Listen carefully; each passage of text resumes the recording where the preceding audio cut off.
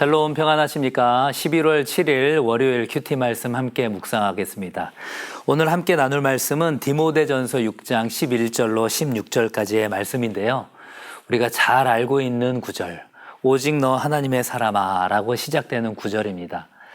사도 바울이 그의 영적인 동역자이며 또 영적인 아들과 같았던 디모데에게 하나님의 사람이라는 표현을 쓰면서 그가 어떻게 목회 사역을 감당해야 할지를 권면하고 있는 말씀을 함께 보도록 하겠습니다.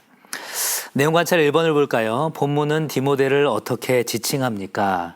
11절 첫 부분에 보면 오직 너 하나님의 사람아 이렇게 되어 있죠.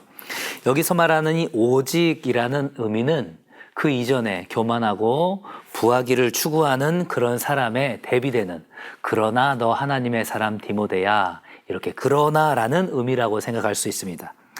이 디모데를 지금 하나님의 사람이다 이렇게 이야기를 하고 있죠.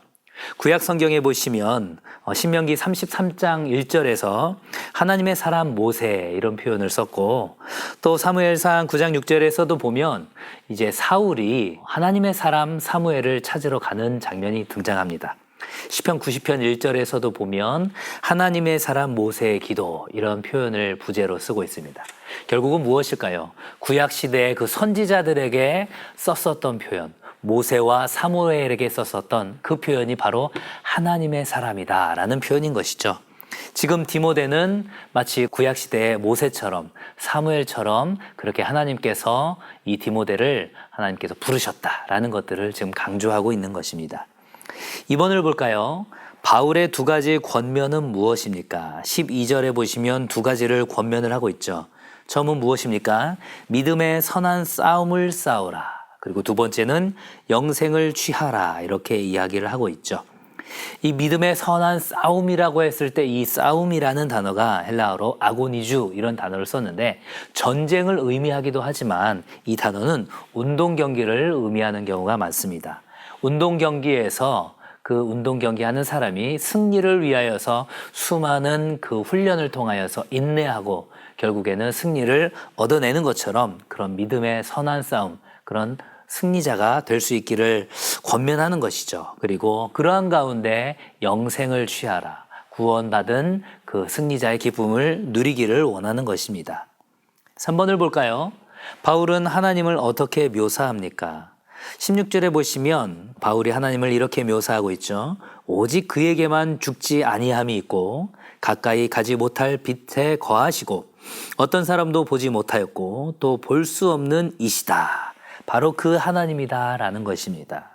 죽지 아니함이 있고 영생을 소유하신 분이고 그 어떤 빛보다도 가장 밝은 빛으로 영광의 빛으로 드러나시는 분이시고 그러하기 때문에 그 영광의 빛에 죄악된 우리 인간은 갈 수 없고 보지 못하였고 또 볼 수 없다. 그렇게 완전하시고 온전하시고 거룩하신 하나님의 그런 위엄과 공의를 지금 묘사하고 있는 것이죠.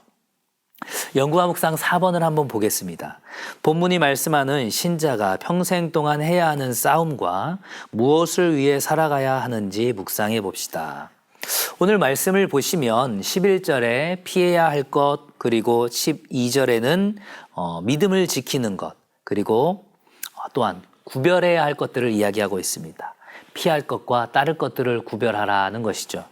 피해야 할 것은 무엇입니까? 오늘 본문에 나오진 않았지만 그 앞에 있었던 교만과 부하려고 하는 마음을 피하라 이렇게 이야기하죠.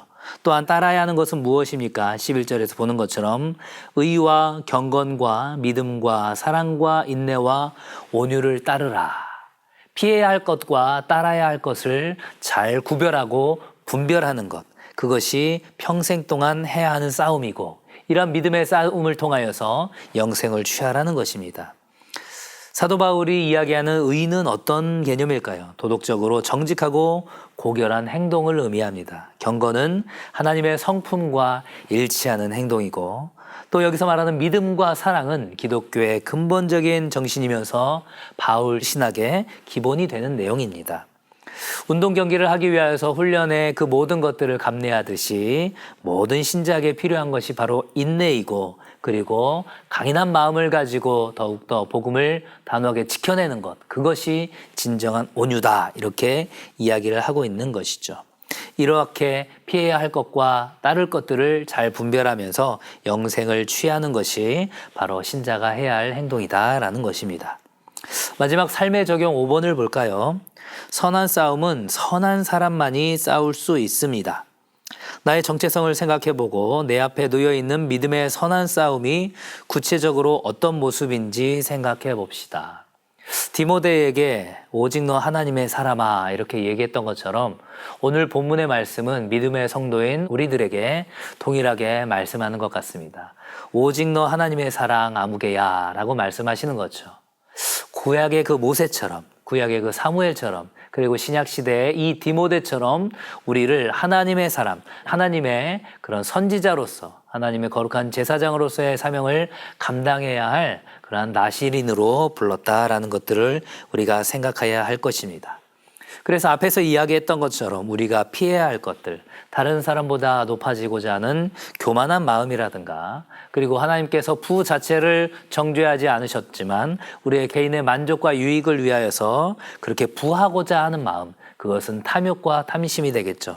이런 것들을 피하면서 사도 바울이 권면했었던 의와 경건과 믿음과 사랑과 인내와 온유를 따르는, 그래서 나의 삶의 현장 가운데서 이것들을 실제로 구현해내야 하는 그 삶의 현장이 무엇인지 구체적으로 생각을 해보고 그 모든 것들을 실천해 나갈 수 있는 구체적인 방법들을 기도하는 가운데 성령님께서 주시는 지혜와 용기를 가지고 그렇게 맞서 싸울 수 있기를, 그리하여서 이 땅에서의 삶 가운데 그런 운동 경기의 선한 싸움을 싸우는 사람처럼 승리하는 영광의 승리자가 될 수 있기를 주님의 이름으로 간절히 축복합니다. 감사합니다.